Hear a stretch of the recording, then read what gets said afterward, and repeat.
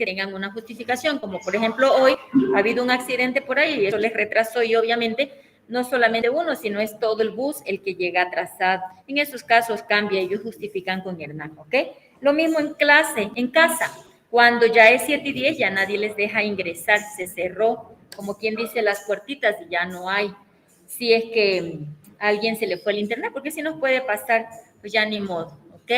¿Estamos ya grabando, Jesucito? Listo. Entonces, mire, habíamos estado un poquito recordando el tema anterior que fue de fracturas y sus distintos tipos para poder identificar en una radiografía, en una diapositiva, en una imagen de un libro, etcétera, ¿ok?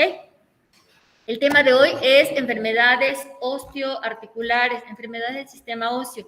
Y ahí tenemos la más conocida, decía el joven Arias, la osteoporosis. Yo había preguntado qué será osteopenia, si tal vez escucharon, no han escuchado nunca, pero la osteopenia es como, le decía yo, la puertita antes de la osteoporosis. No es que a una persona de una, o como dicen ustedes, le da osteoporosis, es un proceso. El proceso de osteoporosis, ¿no? Anterior a la osteoporosis tenemos la osteopenia, que eso lo vamos a comentar hoy. Entonces, antes que nada vamos a recordar, únicamente recordar las funciones que tiene el sistema óseo, funciones importantísimas, ¿no? Que ya la vimos, de sostén, protección, etcétera, etcétera, etcétera, ¿no es cierto? Todas esas funciones, tanto de generar células sanguíneas, de la homeostasis, de almacenar grasa, como son los triglicéridos, etcétera. Todas esas funciones son importantes. Deja de conversar, señor Arias. Todas esas funciones son importantes, tenerlas presente, escuche bien, antes de ver las enfermedades, porque si ese sistema que tiene tantas funciones importantes se enferma, ¿qué es lo que va a ocurrir? No va a poder cumplir esas funciones.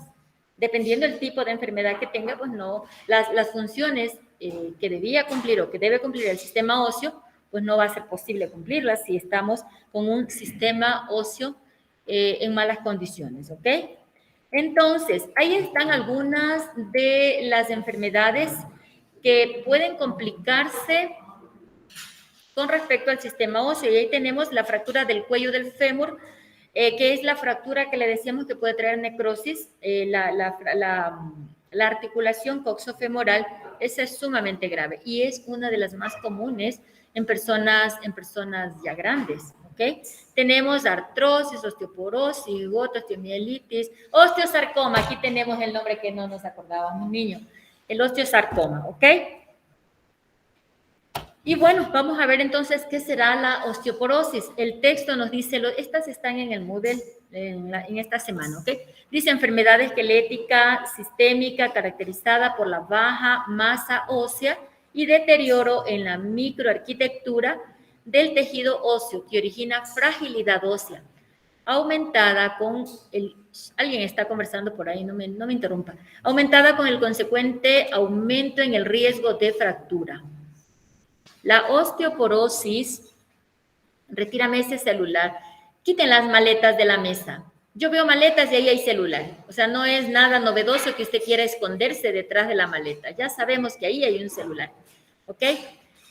Decíamos que la osteoporosis es la causa más común de fracturas, afectando el 20% de mujeres postmenopáusicas en Estados Unidos. Y se estima una población de 7.8 millones a nivel mundial y que en el año 2040 el problema se habrá triplicado. Hay muchos hombres de ciencia que dicen que la siguiente pandemia será de osteoporosis y al luego le vamos a ver por qué. ¿Por qué ellos se atreven a decir eso? ¿Ok? El riesgo de por vida de sufrir una fractura a partir de los 50 años es del 40% para las mujeres y de un 13% para los hombres debido a la osteoporosis. Entonces vamos a entender un poquito ese texto que está ahí, que nos podrá decir mucho, pero tal vez no entendemos mucho. No tienes que copiar, mi amor, tú las tienes, ¿esto? Tú las tienes en el Moodle, ahí las puedes descargar todo lo que usted quiera, ¿ok? Mira.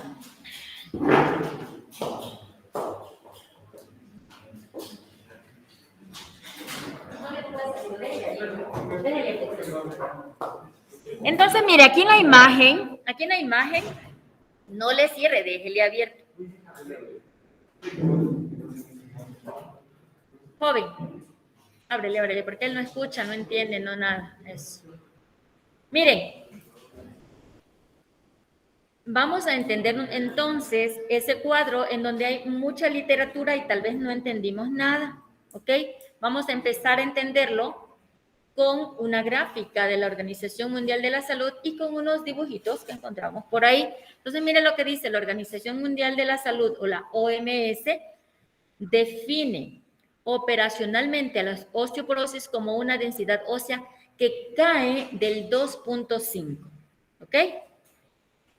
Se refiere a desviación estándar, ¿no es cierto? Por debajo del promedio. Entonces, acá abajo, en la gráfica, aquí abajo tenemos un dibujito que, si no lo alcanza a ver, en lo que usted busca las diapositivas, las mira perfectamente. Entonces, aquí tenemos, mire, aquí abajito dice 1, dice 2 y más abajo tenemos 2.5. Entonces, a medida que esta desviación va bajando, pues llegamos hasta la osteoporosis. Desde el 2.5 hacia abajo, el médico ya le diagnostica como osteoporosis. Pero ¿qué ocurre antes del 2.5? Antes del 2.5 tenemos 2 y tenemos 1. Entonces aquí ya tenemos la osteopenia, que la vamos a entender en este gráfico que está acá. Miren, acá arriba tenemos un hueso sano, digamos, que visto el microscopio, el hueso sano se vería así, ¿ya?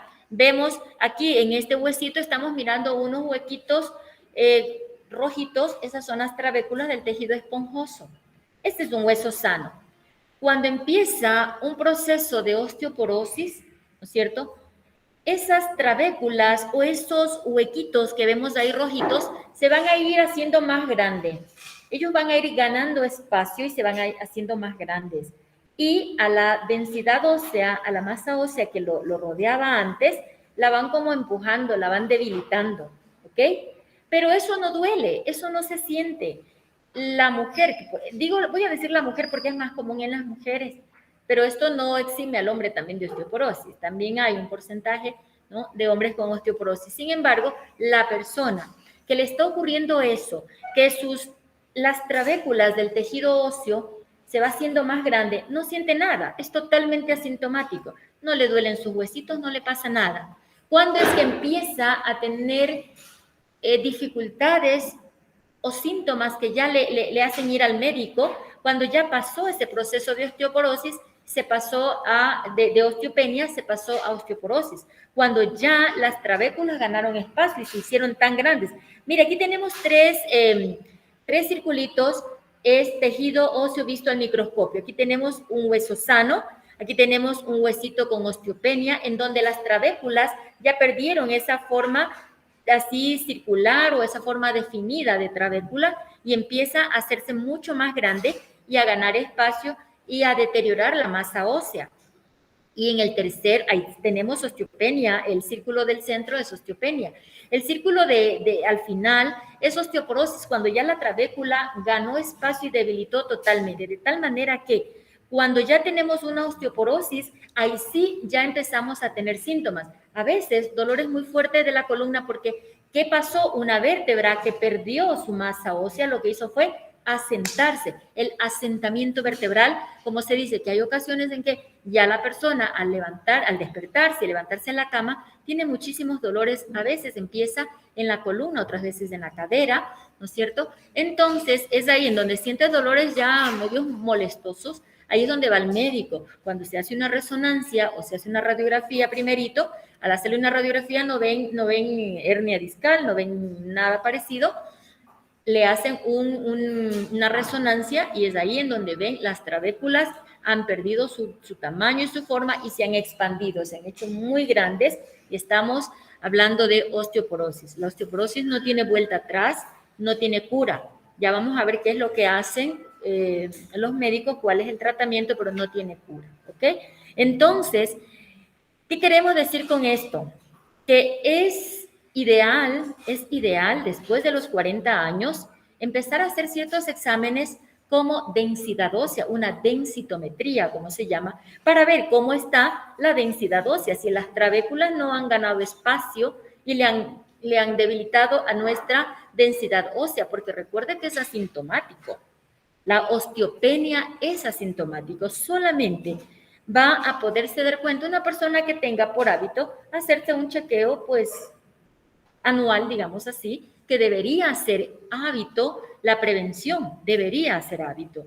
Se evitaría un montón de cosas. Sin embargo, no es nuestra cultura de hacer prevención médica. ¿Okay? Entonces, si la osteopenia es identificada a tiempo, obviamente el médico lo que va a hacer es dar medicación para, de alguna manera, soportar que la masa ósea no pierda esa fuerza, esa rigidez y que no darle espacio a que las trabéculas se extiendan. ¿Ok? ¿Por qué ocurre eso?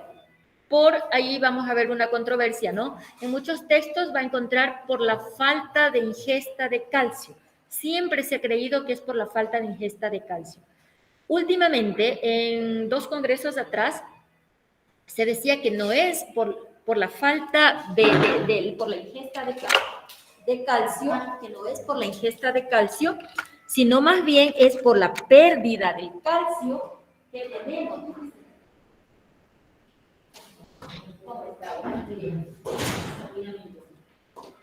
Decíamos que en el Congreso hace unos 2 años salió un paper en el que decía que la osteoporosis no es por la falta de calcio, no es que yo tengo osteoporosis porque no he consumido el suficiente calcio, sino en ese congreso se decía, y eso es una polémica, todavía no se ha dado por sentado, pero es una polémica que tiene coherencia.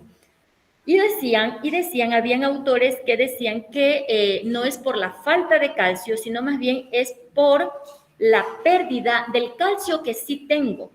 Ahora, ¿por qué se pierde el calcio que sí tengo? Que sí lo adquirí en la adolescencia, en la niñez y hasta la adolescencia, que es hasta donde se guarda el calcio en nuestros huesos. Ya después lo que se asimila es mínimo.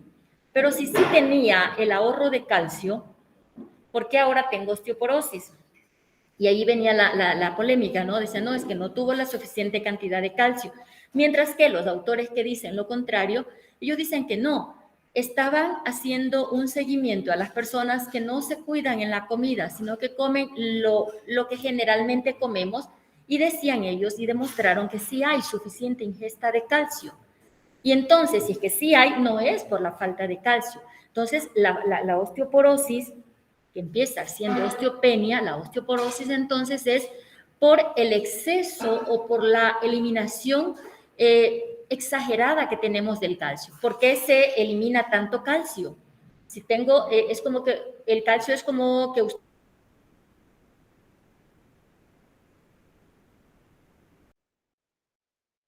para la colación, llega el tío, llega el padrino, usted sigue guardando, en la adolescencia sigue guardando, y cuando es grande, ya usted empieza a gastar exagerado. Ah, no, el iPad, el no sé qué, el no sé cuánto, los tenis, los no sé qué, y gastó rapidito, más o menos así. Dicen estos científicos que tienen esta postura de que es por el gasto exagerado de calcio. Ellos dicen que se gasta exagerado el calcio porque vivimos una vida de estrés y porque nuestro cuerpo se acidifica. ¿Ok? Entonces vamos a ver a qué es que se refiere eso. Entonces tenemos claro, ¿no? Hueso sano, hueso con osteopenia el centro y hueso con osteoporosis. Dicho esto que vemos en gráfico, dicho en la curva que dice la OMS, aquí en osteopenia le pondríamos un 1 y en osteoporosis ya vemos que está pasado de 2.5. Aquí podríamos ponerle un 1 o hasta un 2, en donde ya ganó espacio, las trabéculas se hicieron más grandes, debilitaron la masa ósea y le puso en condiciones muy graves de fractura. La osteopenia, cuando ya está muy cerquita de convertirse en osteoporosis, causa fracturas, causa asentamiento vertebral. ¿Ok? Miren, aquí tenemos factores de riesgo, ¿no? Factores de riesgo que ya no podemos modificar, que no depende de nosotros. Por ejemplo, la edad. Una persona grande es una persona que está en riesgo de tener una osteopenia y obviamente eso le va a llevar a una osteoporosis. De ahí la necesidad de hacer medicina preventiva, ¿ok?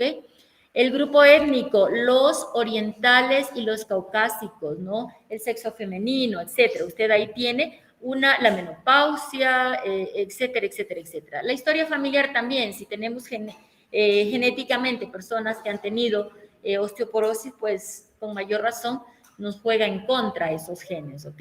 Pero hay factores que sí son modificables a pesar de que son de riesgo y ahí tenemos, por ejemplo, la ingesta baja de calcio, lo que decimos en la niñez y en la adolescencia, no tenemos una buena ingesta de calcio. Eso podemos modificar con una buena alimentación, ¿ok? Con una buena alimentación. Entonces, ese es un factor de riesgo que puede ser modificable, ¿ya? El estilo de vida sedentaria también es modificable. Ese es un riesgo. Una persona que no haga absolutamente nada está en riesgo, ¿ok? Entonces, ahí tiene las bondades del ejercicio. Fumar en exageración es otro riesgo, el tabaquismo, ¿ok? La ingesta excesiva de alcohol, repito, ingesta excesiva de alcohol para aquellas personas que están de fiesta en fiesta cada fin de semana y con exceso de alcohol. Exceso de cafeína, también la cafeína tiene ciertas bondades para ciertas cosas, pero también nos trae una gran dificultad con el tema de la calcificación ósea, ¿ok? Y el uso de esteroides por más de 3 meses. Hay personas a las que necesariamente el médico tiene que recetarle esteroides y así como le va a mejorar muchas cosas, pues le juega en contra para la osteoporosis, ¿ok? Factores de riesgo, ahí lo tenemos, otra nomenclatura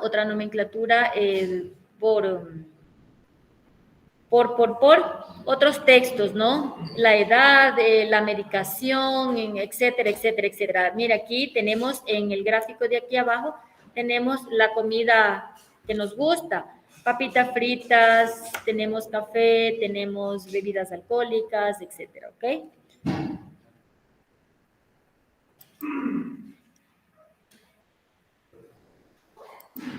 Vamos a ver entonces.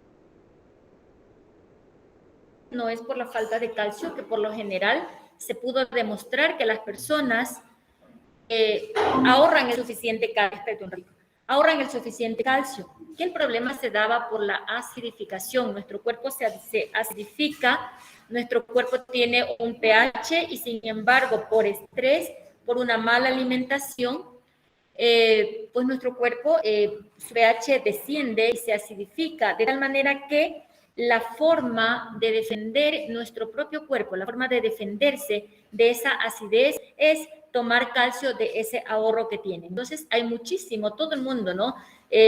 Coge calcio de los ahorros y es por eso que el nivel de calcio, que sí lo teníamos bien, empieza a descender y al no haber calcio, pues obviamente la masa ósea se vuelve más frágil y perdemos la batalla con la osteopenia y si hay sedentarismo, hay mucho estrés, hay una mala alimentación, todo esto posibilita que nuestro cuerpo se acidifique.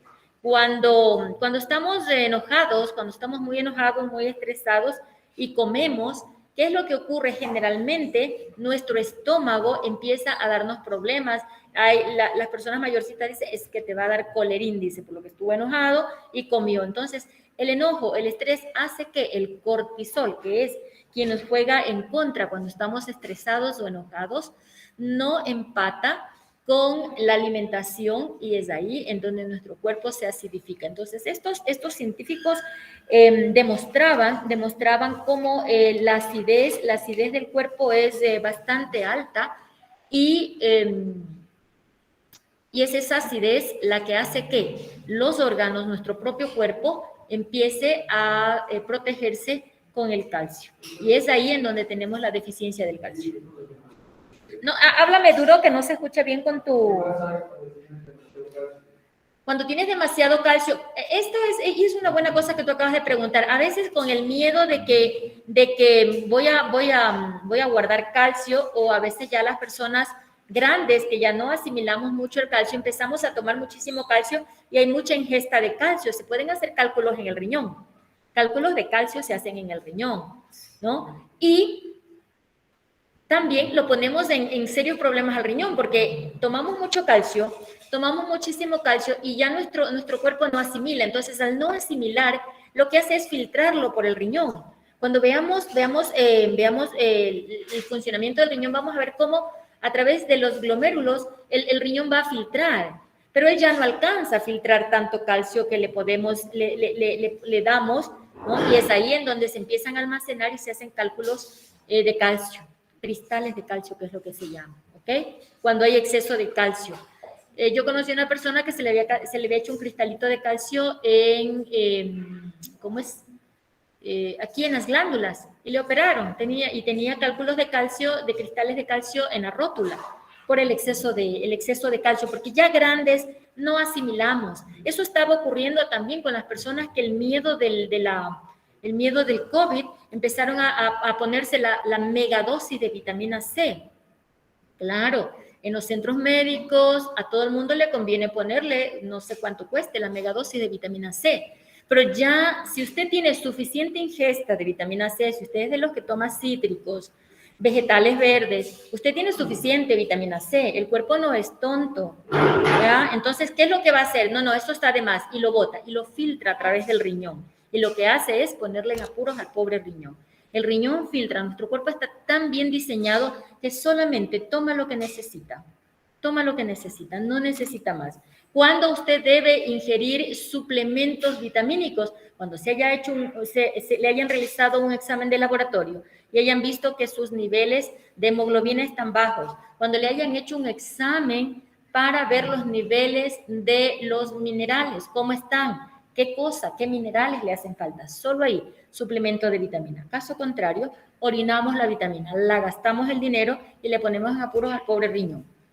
¿Ya? Hay mucha gente que cree que las vitaminas son caramelos y come y toma suplementos vitamínicos. Claro, el COVID nos puso en sustos a todo el mundo, pero en realidad, ¿cómo sabe usted si realmente necesita esa vitamina? Si no se hizo un examen, hay la posibilidad alta de que no la necesite tanto, que solamente necesite un poquito. Sin embargo, hubo gente que se puso la megadosis de vitamina C y hoy en día están con serios problemas de riñones, porque lo que hizo fue filtrar.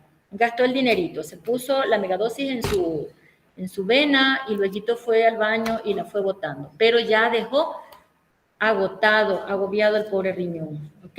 Entonces, hay factores también que nos juegan en contra, como es el sistema hormonal para poder prevenir estas enfermedades. Nosotros no podemos decirle a las hormonas qué es lo que tienen que hacer. Hay hormonas, por ejemplo, y aquí las tenemos, creo, sí. Aquí tenemos el estrógeno, testosterona y la HGH, que es la hormona del crecimiento. ¿Cuál es la función de esta hormona del crecimiento? Como su nombre lo dice, ayudar para que el cartílago de crecimiento de los huesos pueda elongarse, ¿sí? Esa es la hormona del crecimiento. Cuando la hormona de crecimiento no es que deja de funcionar, porque ya no solamente tiene la función de ayudar al tejido de crecimiento, sino también de cuidar y proteger órganos y tejidos. Pero la hormona de crecimiento a una mediana edad, 25 años, ella como que ya dice, bueno, voy a trabajar un poquito menos. Eso no depende de usted. Ese es el funcionamiento normal en este caso de esta hormona, ¿no es cierto? Entonces, ella deja de funcionar al mismo ritmo que funcionaba antes, porque ya no tiene que ayudar a ningún cartílago de crecimiento, porque ya el cartílago de crecimiento no tiene mayor función que hacer, ya cumplió, dijo, bueno, hasta aquí, gracias. Entonces, la hormona de crecimiento, la única función que le queda a esta hormona es cuidar órganos, células, tejidos, para el buen funcionamiento. Pero hay ocasiones en que a las personas, por alguna razón, esta hormona de crecimiento deja de funcionar. Entonces, a esa persona que ya es grande y a pesar de que tenga suficiente calcio, le juega en contra de la hormona de crecimiento. No está no está funcionando bien su hormona de crecimiento. Si es que se ha hecho un examen previo y le encontraron un inicio de proceso de osteopenia, inmediatamente le van a mandar a hacer los niveles hormonales de HGH, en donde se van a poder fijar si es que la hormona de crecimiento está funcionando bien. De no ser así, obviamente es ahí en donde le van a mandar suplementos sintéticos. Hay estudios que dicen que la hormona de crecimiento es la que ayuda para la eterna juventud, con sus respectivas consecuencias, por eso es que no está autorizada. Sin embargo, muchas farmacéuticas le utilizan la hormona sintética para los serum y los productos externos, como crema, serum, etc. ¿Okay? Entonces, mire, una persona no puede evitar la osteoporosis si el problema es hormonal, ¿no es cierto? Si el problema es hormonal. Si es que lo detectó a tiempo cuando empezaba un proceso de osteopenia, pues probablemente sí, el médico va a mandar medicación que es fuerte y que tiene también sus consecuencias, ¿no es cierto?, para evitar un poco que se pierda la masa ósea. Le va a recomendar que haga ejercicios, le va a recomendar que haga caminatas, le va a recomendar que cambie la alimentación. La alimentación no, esperamos un ratito, la alimentación no en el sentido de que haya ingesta de calcio, ya no hay sentido ahí. La alimentación es para que no se acidifique. Dígame algo.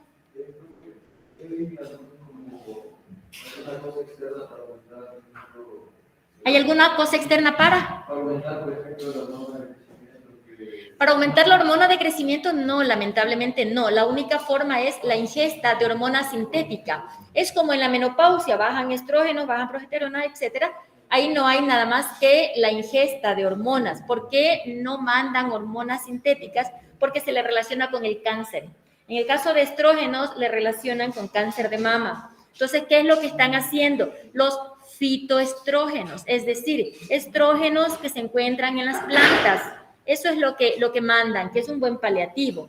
Cuando hay problemas de hormona de crecimiento, también ahí necesariamente van a tener que mandar hormonas, pero primerito se agarran de las fitohormonas, que hay hormonas de todos los tipos, en la mayoría hay hormonas de todos los tipos, pero cuando ya es complejo mismo, habrá que mandar suplementos de hormona sintética. ¿A quienes les dan más hormona sintética? A los que tienen VIH, a los que tienen SIDA, ya no es lo mismo, ¿no? VIH y SIDA.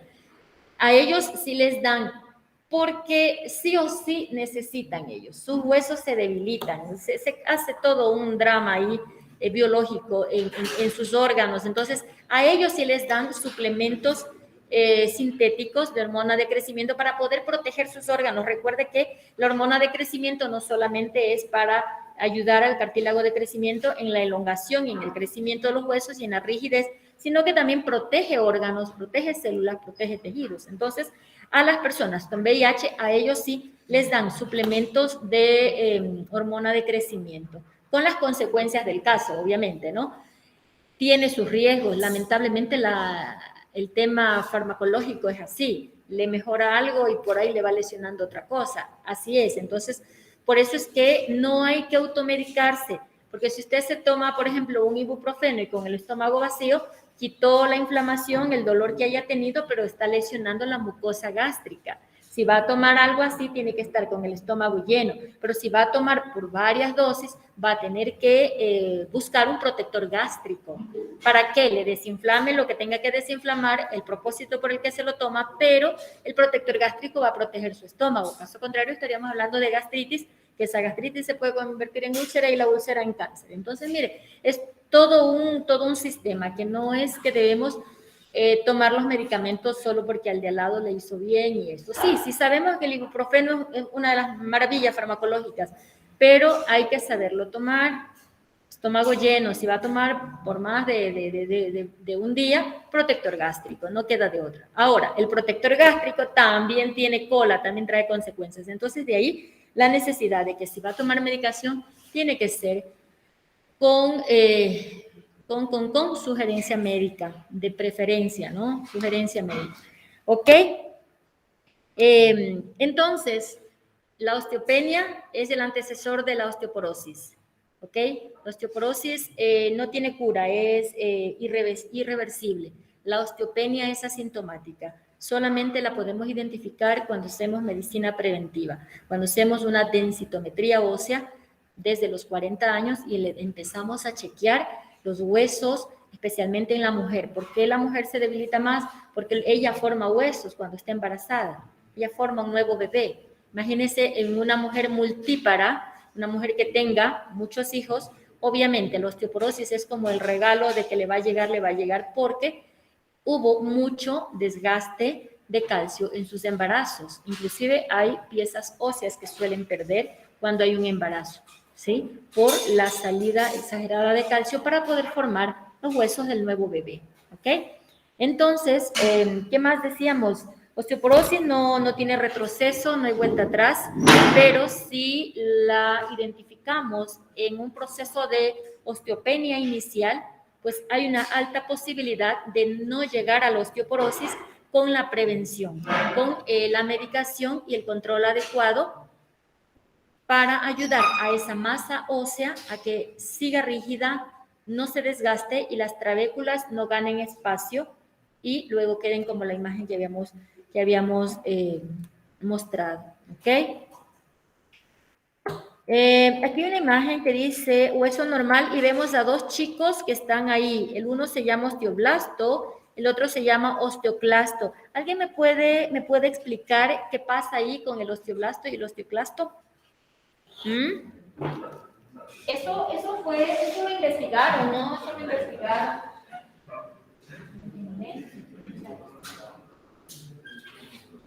¿Qué hacía el osteoclasto? Ajá, ya tenemos alguna espera de un ratito. Espérate un ratito que estoy con tu compañero que no ve nada. A ver, ¿quién digo yo? Los osteoclastos son las células que... Los osteoclastos, ya. Son las células que pegan el hueso. Los osteoclastos son las células que ya la matriz ósea. Ajá. Y vamos a cambiar la palabra destruir por absorción. Porque otra cosa es que yo osteoclasto me destruyo a esto. Otra cosa es que yo osteoclasto me llevo todo lo que no vale, todos los asientitos que no valen me los llevo. No es lo mismo destruir que reabsorción. El osteoclasto lo que hace es reabsorber el tejido óseo viejo. Eso es lo que hace, ¿ok? Pero, ¿qué ocurre? Y esta fue algo que ya lo comentamos.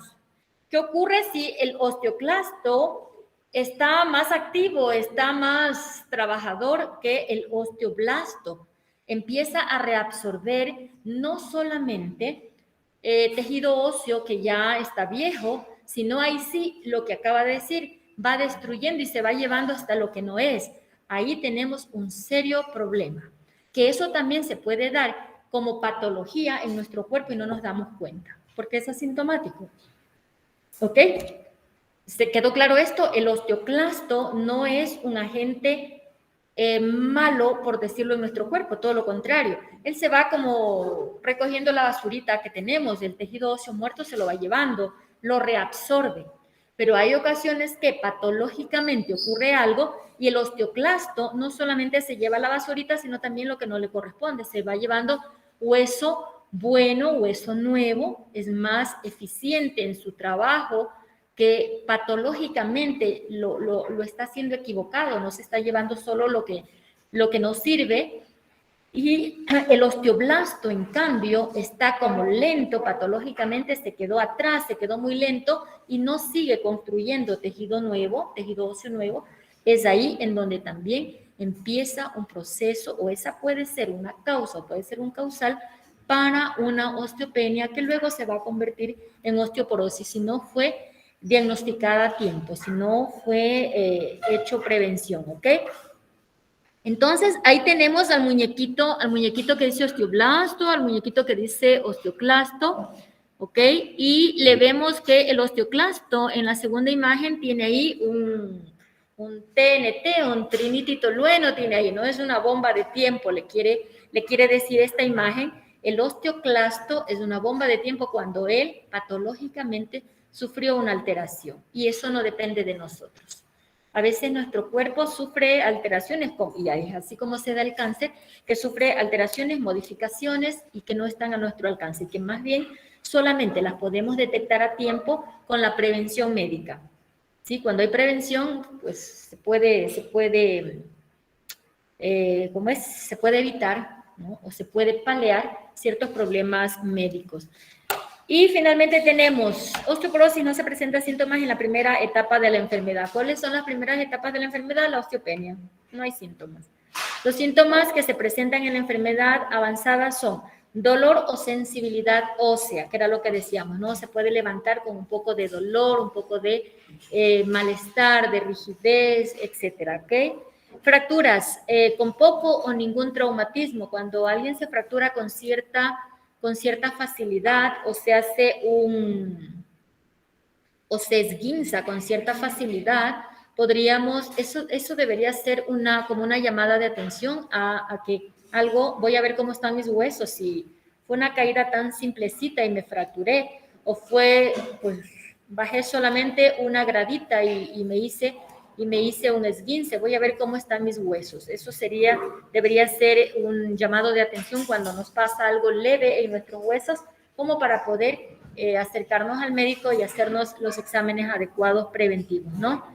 Pérdida de estatura, hasta de 6 pulgadas con el tiempo. ¿Por qué con la osteoporosis se pierde estatura? Porque se pierde la densidad ósea.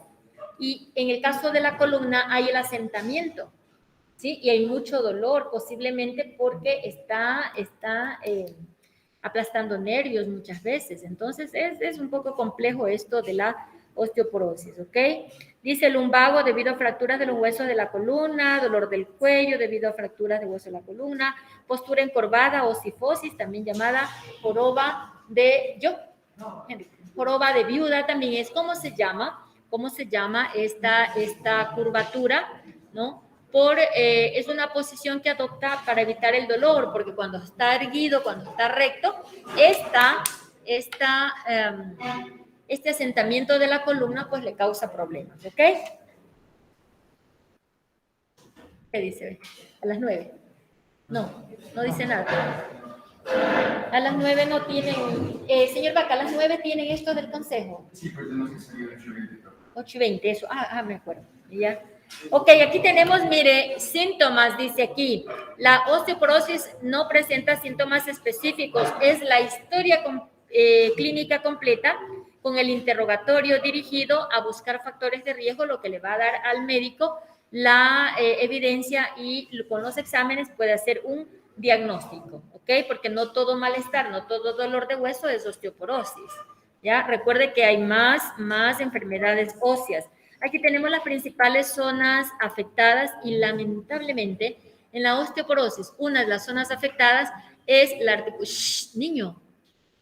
es la articulación coxofemoral, una de las articulaciones o una de las zonas más afectadas en la osteoporosis. De ahí el cuidado que hay que tener con una persona que tenga osteoporosis, ¿ok? Porque recuerde una fractura coxofemoral es bastante compleja, ¿ok? También la columna, esas son las dos zonas en donde la osteoporosis es más frecuente, digamos así, ¿ok?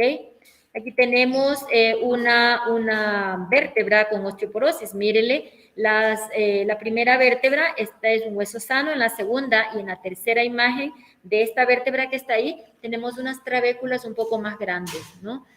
Imagínense cómo es la osteoporosis vertebral compleja, muy compleja también, porque ahí es donde se va a dar el asentamiento vertebral y es bastante frecuente esta zona, ¿ok? Las fracturas vertebrales también. Y aquí tenemos tratamiento. El objetivo prioritario en el tratamiento de la osteoporosis es evitar o reducir la aparición de fracturas. Básicamente es eso, evitar la fractura, porque no hay mucho que hacer ante la pérdida de la densidad ósea. No hay mucho que hacer. Sí, mandan analgésicos, mandan medicación enfocada a mantener la densidad ósea, pero no hay mucho que hacer realmente, ¿no? Mandan ejercicios, pero mandan caminatas con un calzado adecuado, en un buen lugar, en donde no corra mucho riesgo de una posible fractura, con moderación, pero ejercicios, debe hacer una actividad de tal manera que lo que se evita es que haya fracturas. Una fractura en un hueso con osteoporosis es complejo, ¿ok? ¿Qué más? Dice, pirámide del tratamiento de la osteoporosis. Entonces, mire, está fármaco, calcio, vitamina D, prevención de caídas y medidas generales no farmacológicas como ejercicio y alimentación adecuada. ¿Ok? ¿Qué más? Aquí tenemos cómo prevenir una fractura, dieta rica en calcio. Esto, obviamente, estamos hablando desde edades pequeñas, ¿no? Desde niños.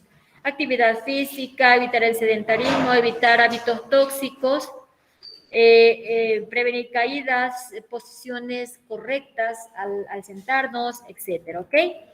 Y con eso hemos terminado el tema del sistema óseo. Se nos queda muchísimo, obviamente, se nos queda muchísimo por tratar. Por ejemplo, la artrosis. ¿Qué será la artrosis?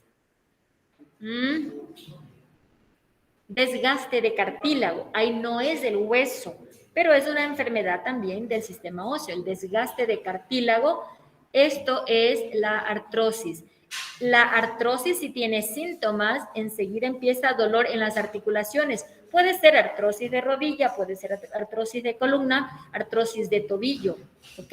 Entonces, en donde siente el dolor, pues si va al médico, obviamente enseguida empieza el tratamiento de proteger a ese cartílago, ¿ok? El cartílago básicamente está formado de una proteína, de tal manera que el tratamiento consiste en eso, en darle esa proteína que se llama colágeno, ¿no es cierto? Y que proteger a ese cartílago. Otra manera de proteger a ese cartílago, digamos que el cartílago era de 1 centímetro y cuando empieza el dolor el cartílago ya no está de 1 centímetro, puede haberse desgastado como los tacos de los zapatos, a veces de un lado más que de otro, dependiendo si somos diestros o no. Entonces, con una radiografía se va a ver cómo está el cartílago y el médico es quien va a decir, pues obviamente si le empezamos a dar la ingesta de esta proteína que es el colágeno o también, deja de conversar, yo no sé para qué vienen a conversar, quédese afuera, vean. O también el médico posiblemente lo que haga es, aparte de la ingesta del colágeno, le mande otra medicación que lo que hace es como que lo encapsula al cartílago y no le deja que se siga desgastando, ¿ok?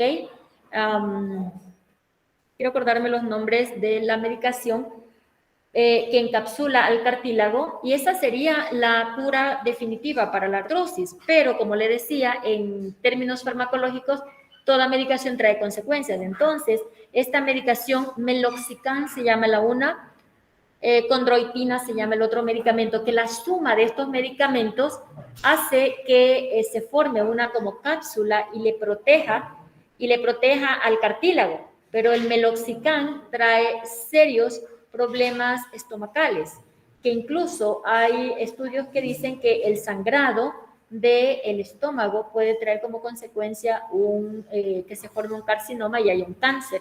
Entonces, por eso es que es el médico quien le va a recetar dependiendo cómo esté su cartílago, digamos, la rodilla, ¿ya?